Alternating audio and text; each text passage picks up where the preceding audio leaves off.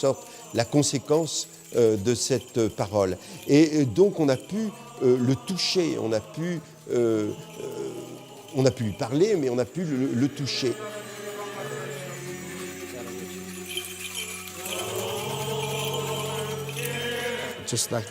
Comme le Seigneur qui a visité son peuple dans les villages et les villes, le célébrant marche parmi les gens en priant pour eux. Et les gens embrassent sa main ou sa croix et lui demandent de se souvenir d'eux dans ses prières, car le prêtre va célébrer à l'autel et sera face à face avec le calice, le corps et le sang du Seigneur. Donc les gens demandent des prières personnelles. Souvenez-vous de mon père, souvenez-vous de ma mère, ou simplement souvenez-vous de moi dans vos prières.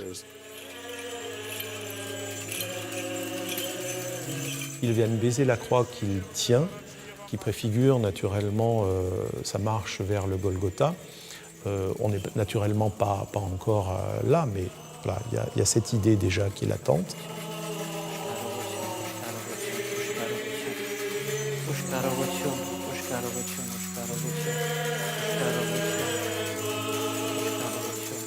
Il va encenser toutes les images, toutes les icônes de l'Église, les tableaux.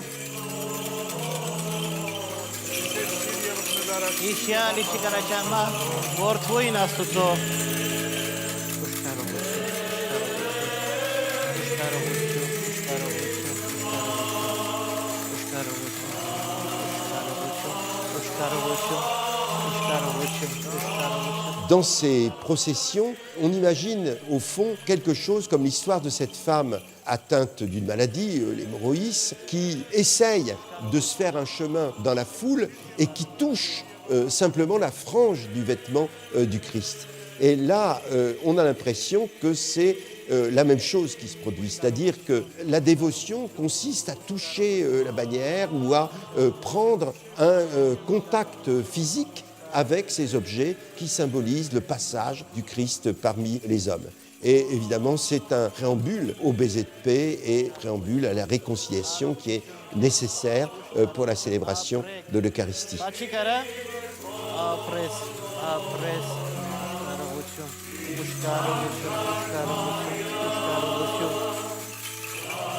Et ensuite, il va remonter à l'autel, d'où il ne descendra pas, ni pour donner la communion, il devra rester à l'autel, ni même pour prononcer son homélie.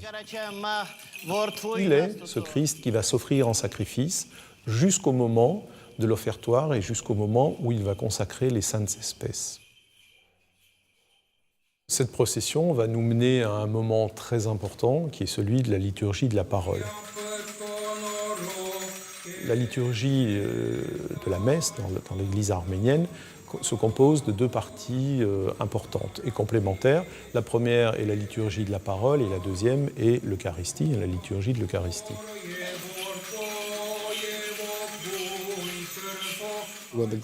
Lorsqu'on lit l'Évangile, pour nous, chrétiens, c'est la présence du Christ. Donc, nous nous mettons debout et nous entendons cette parole comme si c'était le Christ qui nous parlait. C'est pour cela que cette procession n'est pas uniquement la présentation de l'Évangile. Pour nous, c'est l'entrée du Christ dans la liturgie, par sa parole.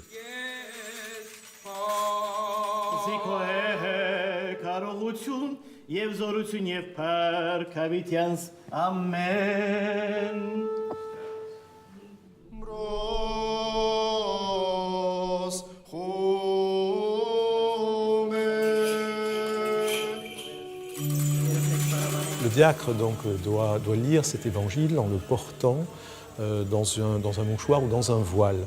Et ce voile lui a été donné par le prêtre pour qu'il puisse ensuite prendre l'évangile et le porter en procession jusqu'à devant l'autel pour pouvoir le lire.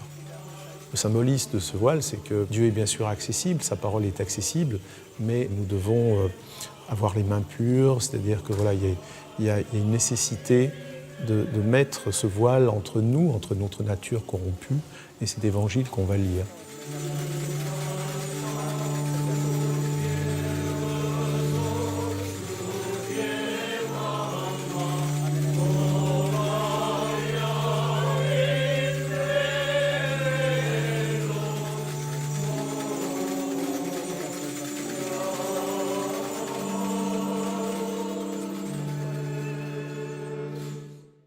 Comme dans les autres traditions, on va lire là, dans un premier temps, tous les textes de l'Ancien Testament, des textes de l'Ancien Testament, puis une épître de Saint Paul, et ensuite l'Évangile qui va être lu donc, pour l'ensemble de la communauté.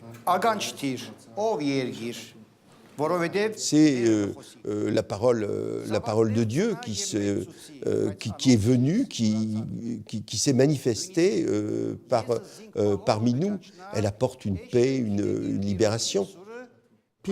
Les gens commencent à lire l'Ancien Testament, comment les prophéties étaient dites, et comment Jésus, dans sa vie, dans son ministère, a accompli ces prophéties. Alléluia, orte, amen,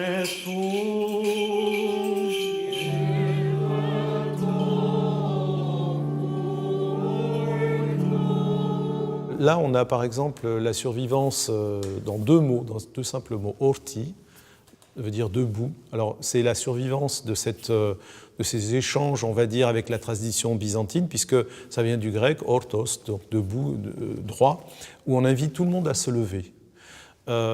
Et ensuite, on va dire broschome.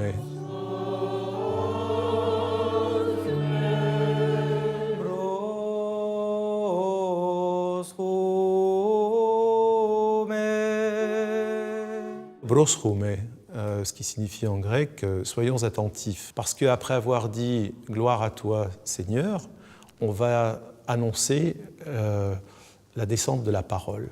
Dieu parle. Et c'est à ce moment-là que le diacre commence à lire l'Évangile pour l'offrir à l'Assemblée des fidèles.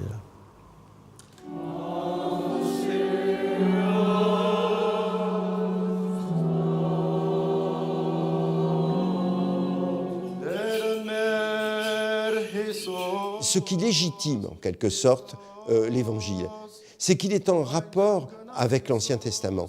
C'est-à-dire ce que nous avons vu au moment de la venue du Christ, c'est que tout ce qu'avaient annoncé les prophètes a été accompli.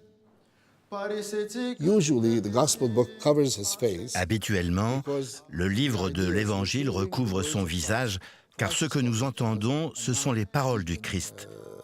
Et pas le diacre Étienne ou le diacre Marc, mais le Christ qui nous parle par la bouche de son diacre et de ses prêtres.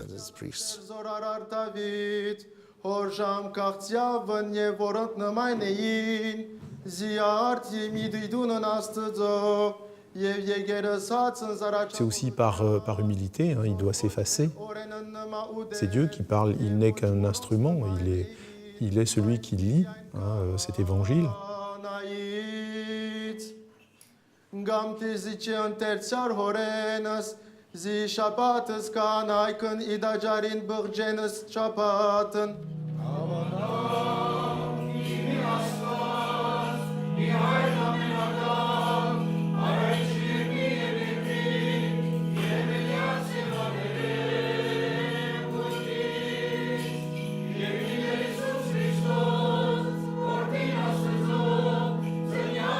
L'Assemblée des fidèles est tournée vers l'autel, les mains jointes, pour confesser ce texte qui résume ce que tous les chrétiens ont toujours cru de tous les temps et qui est récité de manière, alors un petit peu chantée, mais de manière très solennelle, hein, et qui est l'engagement de toute la communauté, tout ce en quoi nous croyons.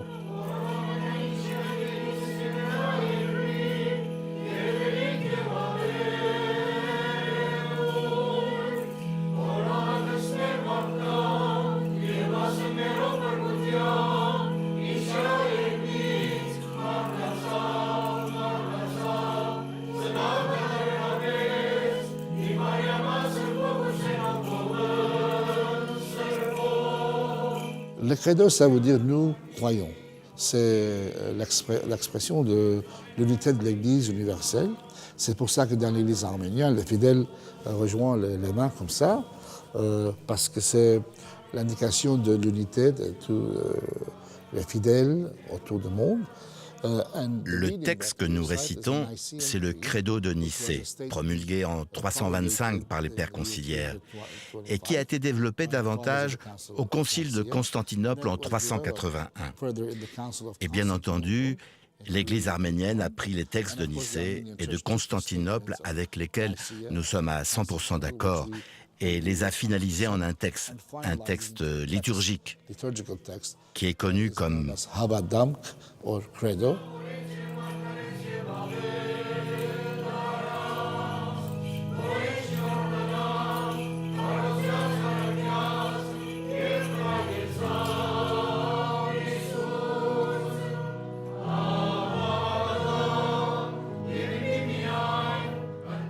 C'est intéressant. Dans l'Église arménienne, nous disons « nous croyons en » et pas « je crois en ». L'accent est mis sur l'assemblée. Parce que c'est une assemblée, ce n'est pas une prière individuelle. À la fin du credo, donc, le diacre va prononcer un anathème en anathéisant tous ceux qui ne confessent pas ces vérités que, encore une fois, tous les chrétiens ont toujours considérées comme étant le fondement de leur foi.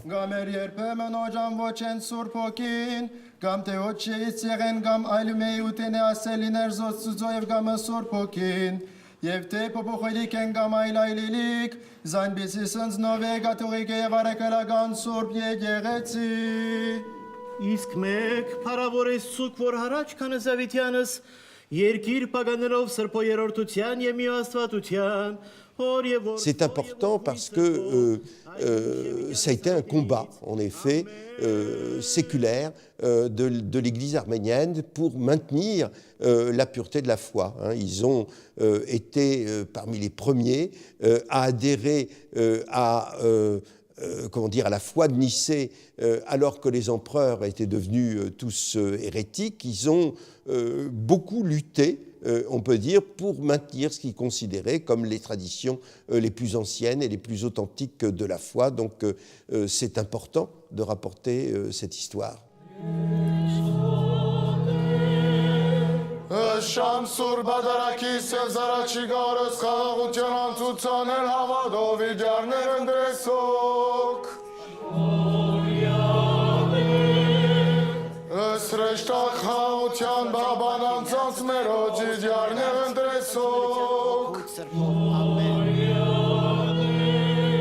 Ces différentes étapes de la liturgie qui constituent la première partie, la liturgie de la parole, sont des degrés, sont des passages, on va dire, obligés, qui vont nous conduire progressivement vers la liturgie eucharistique. Cette première partie de la messe, c'est évidemment la venue du Christ sur terre, donc la proclamation de son évangile et la formation de l'Église qui s'est réunie dans la même foi. C'est donc la création de l'Église terrestre et l'authenticité historique de l'incarnation du Christ. C'est conforté par cette lecture, par ce credo que nous avons récité tous ensemble, que nous allons pouvoir recevoir ensuite le mystère de l'Eucharistie, le sacrement de l'Eucharistie, c'est-à-dire de ce Christ qui va se sacrifier pour nous racheter. Maintenant, on va voir dans la deuxième partie les fins dernières, ce qui va arriver, toutes les conséquences de cette incarnation pour l'avenir et pour le salut.